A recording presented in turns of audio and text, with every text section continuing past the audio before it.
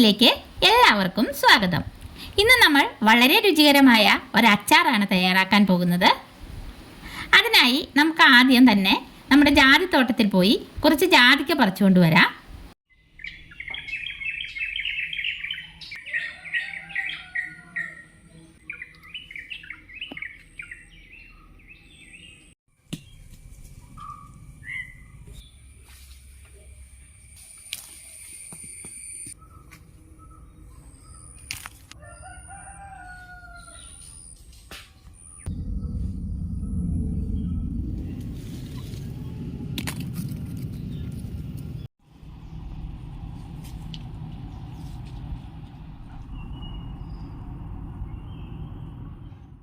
നമ്മളിന്ന് ജാതിക്ക അച്ചാറാണ് ഉണ്ടാക്കാൻ പോകുന്നത്.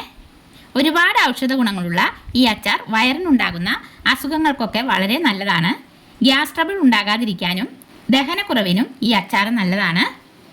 ഇങ്ങനെ വിണ്ട് പൊട്ടി വരുന്ന ജാതിക്കയാണ് നമ്മൾ അച്ചാറിനായി എടുക്കുന്നത്. ഇതിൻ്റെ കായയും പത്രിയും മസാലകൾക്കായും ഓയിലും ഉണ്ടാക്കാനൊക്കെ ആയിട്ടാണ് ഉപയോഗിക്കുന്നത്. അപ്പോൾ നമുക്ക് ജാതിക്കയെല്ലാം പറിച്ചെടുത്തതിന് ശേഷം കുറച്ച് തൊണ്ട് കൂടി എടുക്കുന്നുണ്ട്. ഇനി നമുക്ക് ഈ തൊണ്ട് നന്നായി കഴുകി വൃത്തിയാക്കിയ ശേഷം അതിൻ്റെ ഉള്ളിലുള്ള പാട മാറ്റി നന്നായി തുടച്ചെടുക്കാം. എന്നിട്ട് ചെറുതായി അരിഞ്ഞെടുക്കാം.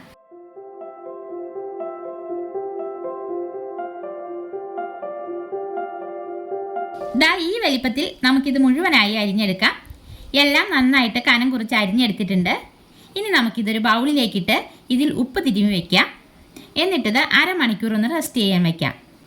ദാ നമ്മളിതിലേക്ക് ചേർക്കാനായി ഒരു 3 ടേബിൾ സ്പൂൺ നിറയെ ഉപ്പെടുത്തിട്ടുണ്ട്. നമുക്കിത് ഇതിലേക്കിട്ട് നന്നായി മിക്സ് ചെയ്തെടുക്കാം. പിന്നെ നമുക്ക് ഈ അച്ചാറിന് ആവശ്യമായിട്ടുള്ളത് ഒരു വലിയ കഷ്ണം ഇഞ്ചി ചെറുതായി കട്ട് ചെയ്തത്, ഒരു 10 പച്ചമുളക് അരിഞ്ഞത്, നല്ല എരിവുള്ള മുളകാണ് കേട്ടോ. പിന്നെ ഒരു 2 തുടം വെളുത്തുള്ളി അരിഞ്ഞത്, ആവശ്യത്തിന് വേപ്പില, പിന്നെ ഒരു 1.5 ടീസ്പൂൺ ഉലുവ പൊടിച്ചത്, 1/2 ടീസ്പൂൺ കായത്തിൻ്റെ പൊടി, 3 ടേബിൾ സ്പൂൺ എരിവുള്ള മുളക് പൊടിയും 3 ടേബിൾ സ്പൂൺ കാശ്മീരി ചില്ലിയും കൂടി എടുത്തിട്ടുണ്ട്. പിന്നെ ഇത് ഉണ്ടാക്കാനായിട്ട് നല്ലെണ്ണയാണ് നമ്മൾ എടുത്തിരിക്കുന്നത്. നമ്മൾ ഇതിലേക്ക് ചേർക്കാനായി നാടൻ ചൊറുക്കി എടുത്തിട്ടുണ്ട്. ഇതൊരു 1/2 കപ്പാണ് നമ്മൾ ഈ അച്ചാറിനായി എടുത്തേക്കുന്നത്.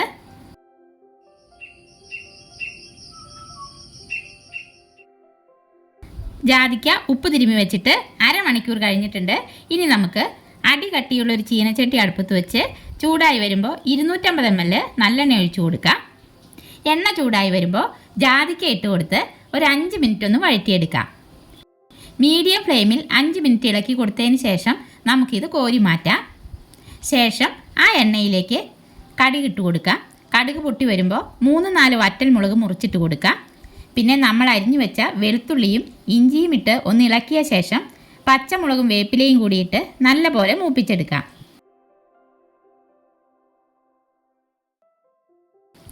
മൂത്ത് വന്നിട്ടുണ്ട്. ഫ്ലെയിം നന്നായി കുറച്ച് വെച്ച ശേഷം ഇനി നമുക്കിതിലേക്ക് പൊടികളെല്ലാം ചേർത്ത് കൊടുക്കാം.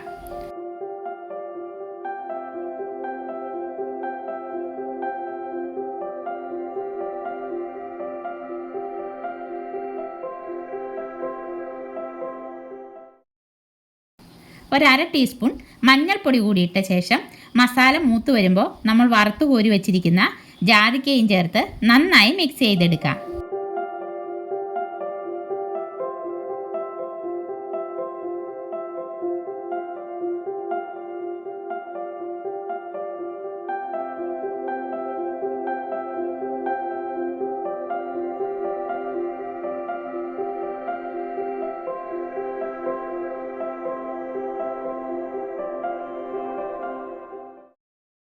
നമ്മൾ എടുത്തു വെച്ച ചൊറുക്ക കൂടി ചേർത്ത് കൊടുക്കാം.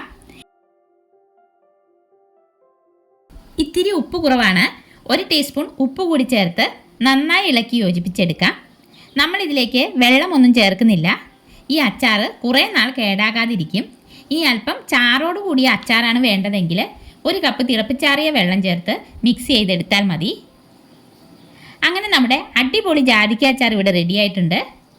ഇനി നമുക്കിതൊരു ബൗളിലേക്ക് മാറ്റി കൊടുക്കാം. ചൂടാറിയ ശേഷം നമുക്കിതൊരു ഗ്ലാസ് ജാറിലിട്ട് അടച്ച് സൂക്ഷിക്കാം. ഇത് കുറേ കാലം കേടുകൂടാതെ ഇരിക്കും.